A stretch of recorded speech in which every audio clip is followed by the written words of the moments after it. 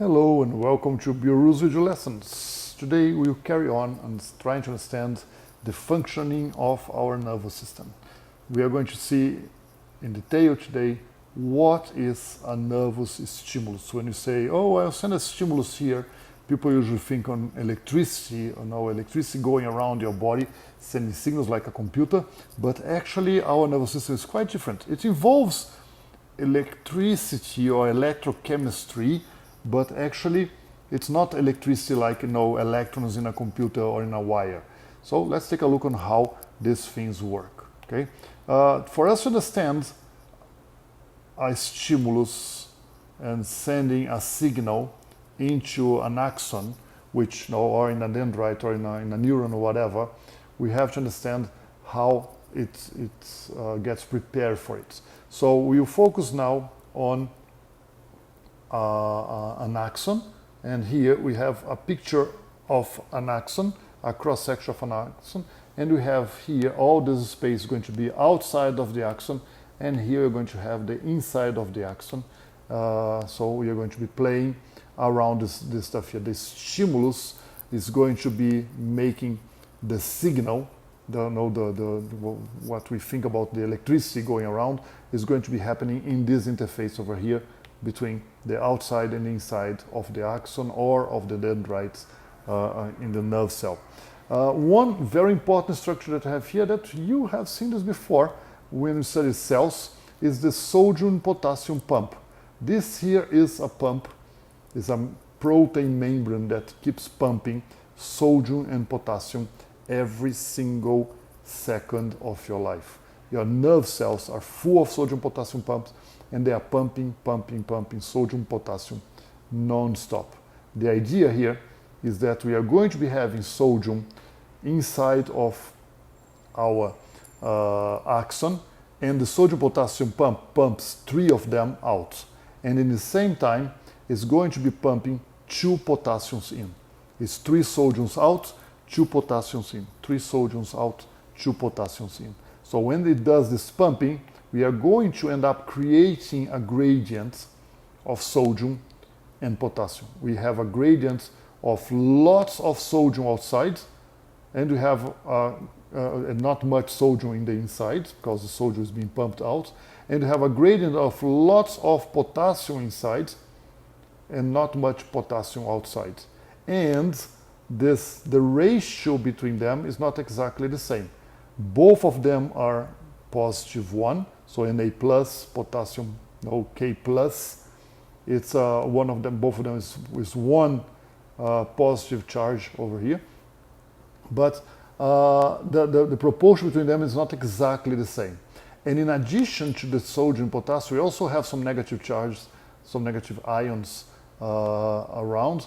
And this guy is going to be creating a potential, an electric potential. It's going to create a voltage, if you want to be kind of simplistic. Now it's going to be creating this electric potential.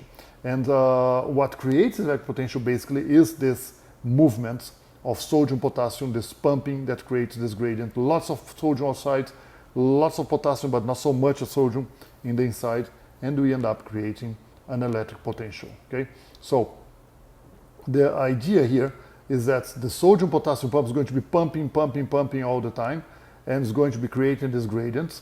And just in case there is a lot of potassium being pumped in and they change the potential that should be in there are some faucets that allow the balance of this in the proportion that's expected.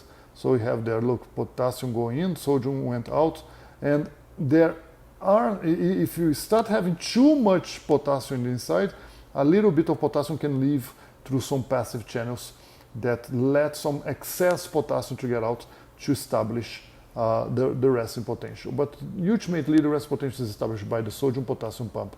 And the idea is this: the proportion between positives and negatives inside and outside end up to having much more positives outside than you have inside. You have much more sodium outside than you have potassium inside. You have more negatives inside than you have outside. So the idea is that the voltage, the electric potential, is going to be negative. It's negative 70 minus 70 millivolts. So when you are in resting potential, you are over here, minus 70 millivolts, because sodium potassium pumps keep the sodium out and the potassium in a certain proportion that keeps this number here to minus 70 millivolts. So when you are in the resting potential, you are waiting for a stimulus.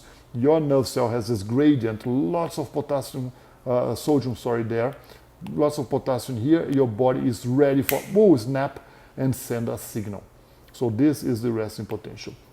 Just to illustrate to you here, we have lots of sodium outside. We have not much sodium in here. We have lots of potassium inside, not so much potassium there. We also have some negative charge. In this case here, they are showing some protein that are negative charge, but we can also have chlorine. For example, in this here, we have, you see sodium and potassium over there, not there. And we are going to be having, somewhere over here, you have the chlorine and other ions that are going to be helping to create this electric potential of minus 70 millivolts, okay? So this here, look, here we have an example. Look, we have chlorine inside and outside, but depending on that helps to make this balance. And if you take a look on the extracellular space, you're going to have much more positive ions outside than we have in the inside. So it ends up being negative minus 70 millivolts inside, because you have more negative inside than you have outside. You have a potential difference in there. Okay. Now let's take a look on the actual potential. Okay. The resting potential is when an axon is waiting for a signal. It's prepared for a signal. There's a gradient of ions. If there's a lot of sodium in one side, there's a potential for this sodium to move. If there's a lot of potassium on one side, there's potential for this potassium to move. So your axon, when it's doing nothing, just waiting for a signal, it's with a certain potential, with a certain tension of things that can happen if you open a door and you let the sodium and potassium move. That's what's going to be happening with the actual potential right now. This here was what we had in the actual in the resting potential. Lots of sodium outside, not much sodium inside. Lots of potassium inside, not so much outside. Now this is made by the sodium potassium pump. Now we are there in resting potential. And then what is going to happen is that we have some channels in the membrane of the axon that they are voltage dependent. They depend on voltage.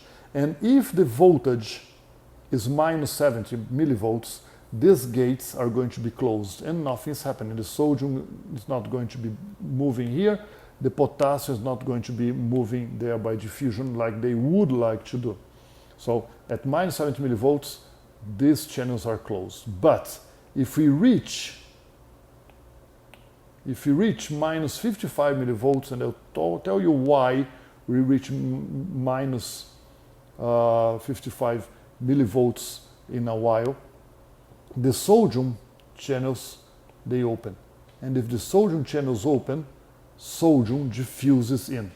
And if the sodium is diffusing in, but the potassium is not diffusing out, we have positives moving to the inside, so the inside is becoming less negative, and less negative, and less negative, and less negative, and less negative, and becomes even positive over there. It can reach up to 30 or 40 millivolts. So sodium just moved in and made the inside now to become positively charged where it was negatively charged. At this moment, when we reach about 30 to 40 millivolts, then something is going to be changing. The sodium channels are going to be closed because sodium is going to be balanced. You're going to have a more or less equal proportion of sodium outside and inside now. So there's no more point in keeping the sodium channels open. The sodium channels are going to be closing. So the sodium potassium pump can do its job and move it back to the way it was in the resting potential. But the sodium channels now are closed, but the potassium channels now are going to be open. And if the potassium channels are open here around 30 or 40 millivolts, the potassium is going to move out. it's going to diffuse out because there's a lot of potassium inside. If the potassium moves out, inside loses positive charge, so it becomes less positive, less positive, less positive, less positive, less, becomes even negative. It sometimes even pass through the minus 70. It overcompensates, go to the other side, and then you have potassium that's going to be more or less equal in both sides. And at this point, minus 70 millivolts, both of the channels close, and you go back trying to reestablish the rest potential. At this moment over here, we are going to have sodium practically equal in both sides because it diffuses in. We are going to have potassium practically equal in both sides because it diffuses out. And now you have them balanced, and they have to be restored, the gradient with the sodium potassium pump, to go back to the resting potential. But what just happened here is that we went minus 70, minus 55, boom, positive, negative, and you had an electric signal, boom, boom. Suddenly you had a little bit of electrochemical signal going on in there in that axon. Okay, so that is the idea. Just to show you the things over here. Number one, we have resting potential. In here, minus 55 is the threshold, is the limit where the sodium the sodium channels open. And when the sodium channels open, we have number 2 happening, which is called depolarization. In number 1, the axon is polarized. So in number 2, it's depolarized. It becomes less negative and sometimes a little bit positive, up to plus 30 or plus 40. And then the sodium channels close over here, and the potassium channels open, and then you have a repolarization, because then the potassium leaving, the charge go back to become slightly negative. Sometimes can even go a little bit further over there, and then after a while, sodium potassium pump working, it reestablished the resting potential that it was before. Sodium potassium pump, they pump non-stop. They are always pumping. But for this short amount of time here, we are talking here about 2 milliseconds, we are going to have a spike of charge. Boom! It was negative, positive, goes back to negative, and this is going to be the electrochemical signal in your axon. Okay? Just this image here, if you want to take a look later, we have it shown. We have the resting potential reaching the threshold, the depolarization with the sodium entering, repolarization with potassium now leaving, and then going back to resting potential over there. This is the action potential. Okay, so here, just to show you the way, we have the resting potential over here.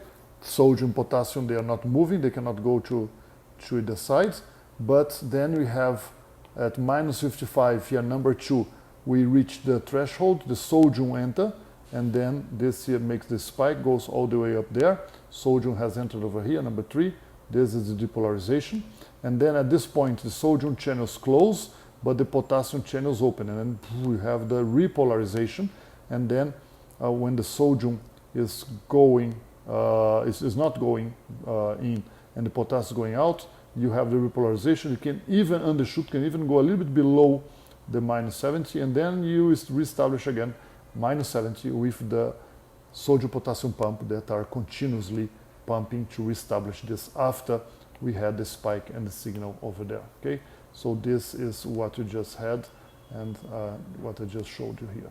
Okay, so this was this stuff that was over there.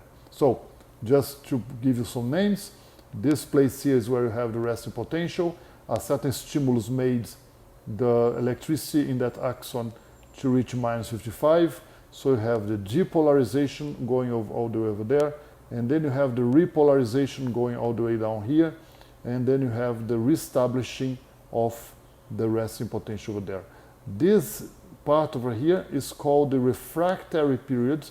In another class, I'm going to be telling you what this here means, but basically this is the moment that sodium and potassium are not in a strong gradient in and out of the axon, and at this moment there cannot be a stimulus. A stimulus may arrive here back again, but there is no sodium concentrated outside or potassium concentrated inside for another actual potential to happen. So the axon cannot be re-stimulated here. This is the refractory period. Okay.